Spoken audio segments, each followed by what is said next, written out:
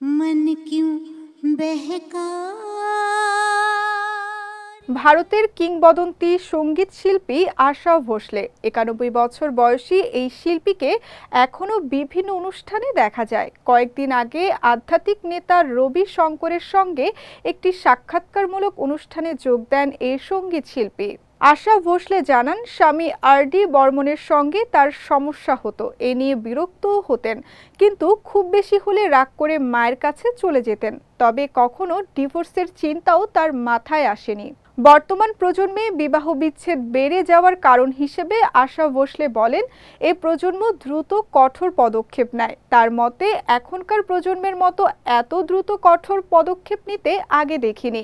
আমার মনে হয় তারা পরস্পরের প্রতি দ্রুত ভালোবাসা অনুভব করে এবং তারা দ্রুত বিরক্ত হয়ে যায়। সম্ভবত এ কারণে বিবাহ বিচ্ছেদের হার বেড়েছে। এ সময়ের নারীদের সমালোচনা করে আশা ভোসলে বলেন, আজকালের নারীরা সন্তান ধারণকে বোঝা মনে করেন। সম্ভবত একটি নিম্নবিত্ত শ্রেণীতে যেমন বাস্তবতা, তেমনি মধ্যবিত্ত ও উচ্চবিত্তরও। বড় বোন লতা মঙ্গেশকরের সেক্রেটারি গণপত্রা ভোসলেকে প্রথম বিয়ে করেন আশা ভোসলে। তখন তার বয়স ছিল 16 বছর আর গণপতের বয়স ছিল 31 বছর। 1960 সালে ভেঙে যায় এ সংসার। 1980 সালে গায়ক আর.ডি. বর্মনকে বিয়ে করেন আশা। 1994 সালে মারা যান আশা ভোসলের দ্বিতীয় স্বামী আর.ডি. বর্মন।